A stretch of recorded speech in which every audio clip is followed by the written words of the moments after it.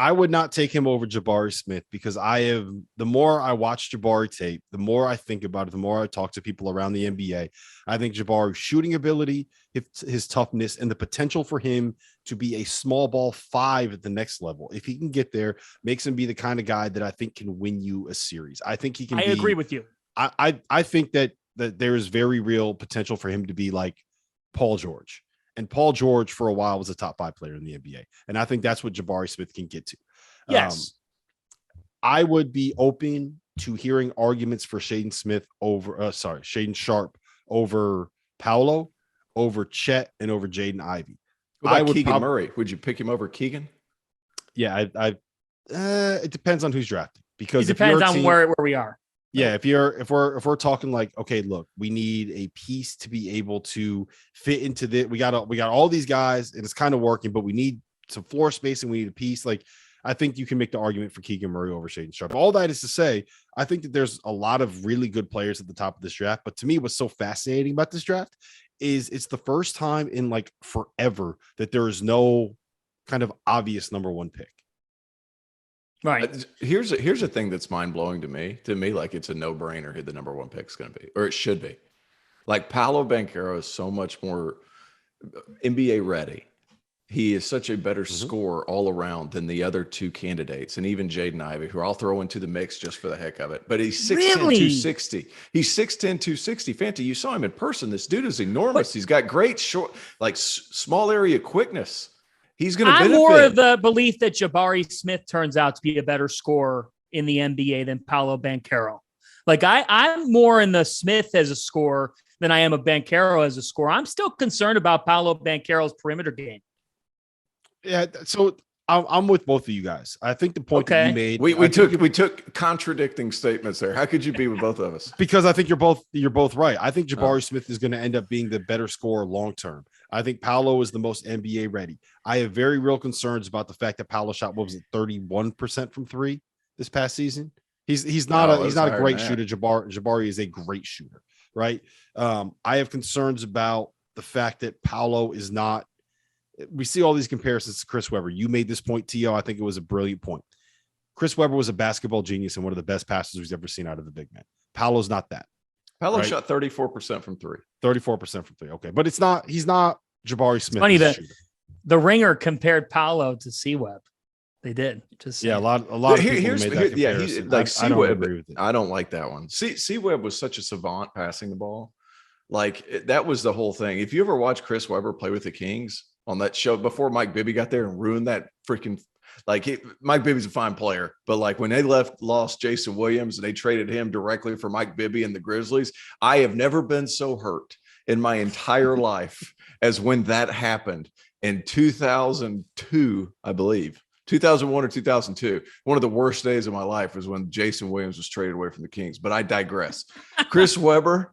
Theo, how many times did you try to do the elbow pass when you were going? I did it all the time. I did the fake behind. I had a fake behind the back to a dunk. I'll put that on Twitter here. You couldn't have done that in a game. You didn't pass. It was in a game. It was in a Swedish game. It was in a Swedish league. It was in a pro league. It wasn't an ACC game. No, it wasn't. No, it wasn't. But no, Chris Webber was a great passer. Paolo Banchero is fine. I think his comparison, you need to kind of take his comparison with the evolution of basketball. These guys are just getting bigger and bigger and bigger. And the guy that I see, and I said this to Goodman, and he almost fell out of his chair. But I think he's like Paul Pierce. Look where he operates from. He's best about 15 to 17 feet out.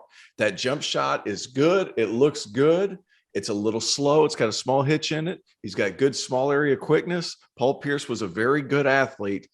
When you saw him in person, he was deceptive with his athleticism. Paolo Banchero is that plus 4 inches. Now, is he the dog that Paul Pierce is? No. But go back and watch the film of Paul Pierce, where he scored, how he attacked the defense, how he read feet. A lot of those things are very similar between the two. Now, obviously, what's weird about this? You know what's weird about Paolo? I'm curious your take on this, CO, and you too, Fanta. I feel like Paolo has kind of become the modern day tweener, because to me, he is like a through and through 4-man, right? Yeah. He's a through and through power forward, and power forwards don't exist in the modern NBA. So he's like what a tweener is right now. Like, is he switchable? Can you play him at the 3? Can you have him guard 2s? Is he big enough to guard 5s? If you put him on Nikola Jokic or Joel Embiid or one of these other, or Giannis, is he going to be able to defend them? Can he be a rim protector? Can he shoot it from beyond the arc? He's kind of like a Karl Malone, right? A Karl Malone would not work in modern basketball. That is my biggest concern with him. He hit 44 threes. But he was inconsistent from there at times and a little bit passive from there at times in key areas of games. But he was a 53, 34, 73 guy. Like, that'll get better. Was he 18 years old? 6'10", you know what he is? 255. He is a reflection, and this is not who he is. So for the record, I'm not, because you guys, somebody would take this, like somebody from Iowa would take this the wrong way. So growing up, who did he watch? Who did he watch? He watched the King.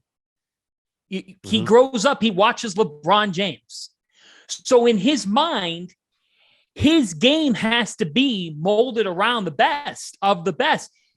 And for me, guys, I don't know if his whole package, I think it translates in the immediate term. But when we're talking about 15-year pro that's doing it at this level, if you're going to be that type of player, you have to be the end-all, be-all, able to score in a variety of ways, do it over a long period of time. And that's what they're drafting on. So when you sit there and say he's the best, I think Paolo Banchero is the guy who has the best chance to impact the team immediately. But I think Jabari Smith has the best chance to both do it immediately on a level and level up as his career goes longer. The one I can't figure out is Chet. I can't figure it out because I love that he embraces physicality. But just because you love to embrace it throughout your entire basketball life, like you say with Keegan Murray, that the NBA athlete is different. Chet Holmgren, the NBA athlete is different. And I'm not convinced you can handle that game in and game out. And there's some people who might scoff at me for saying that. But I still have that concern. But for me, Paolo Banchero is someone who I think is going to make a living for a long time in the NBA. I'm not calling him a bust at all. But these are executives making decisions here that are based, their jobs hinge on this. I think Jabari's going one. Can we frame this conversation before anyone like clips this stuff out and gets mad at us? We're framing this conversation in the fact that we think all of these guys are at worst a top 4 pick in the draft, right? I think I would probably take Paolo number 2. I might be able to get convinced to take Jaden Ivey over him, but I'm probably taking him with the 2nd pick in the draft. I think he's very, very good.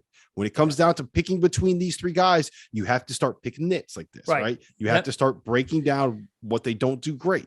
That's why we're having this conversation. I think I feel very confident saying that all 3 of us really, really, really, really like and think that Chet, Jabari, Paolo, and Jaden Ivey, and Keegan Murray, for that matter, are all going to be very good NBA players. It's about figuring out where you want to be very good NBA players and get multiple contracts and make 9 figures worth of money. Yes, they're going to make a ton of money. And for the record, if Banchero falls to Houston at 3, which I think he will, because I think Jabari Smith is made for the Magic, fits their organization, the pick fits. I think the Thunder organizationally like to take shots and could take the shot on Chet. And then I think the Rockets at 3. Like, if you're the Rockets and you've got Jalen Green and you're sitting there and Paolo Banchero's on the board, you might as well be picking one if you're Houston. If I'm a Rockets fan right now, I'm sitting there saying, yeah, Jabari and Chet are the best 2. Because if you're sitting there at 3, according to, and T.O., this is where I'm with you. Like, imagine if Paolo Banchero, who could turn out to be the very best, and that's what makes this draft is so fun, that he could be a Houston Rocket with Jalen Green, who has only scratched the surface. Like, if he falls to 3, that for him is a big fall for the kind of talent he could be. Could Paolo Banchero be a generational talent in the NBA? I will say this, Fanta. In 2017, there was a long conversation about who would you take number 1, Markelle Fultz, Lonzo Ball, or Jason Tatum. Jason Tatum, the guy from Duke that shot 34% from three as a freshman at Duke, fell to number 3, and look at what he's doing right now. I think you can make the argument, if you were going to pick one person for the next 5 years in the NBA, where does Jason Tatum fall on that list? Pretty high up, right? So keep that in over mind. The other keep two this conversation in mind. Mm-hmm. It's interesting how some of these things kind of go, and it doesn't always end up being the number one pick ends up being the best player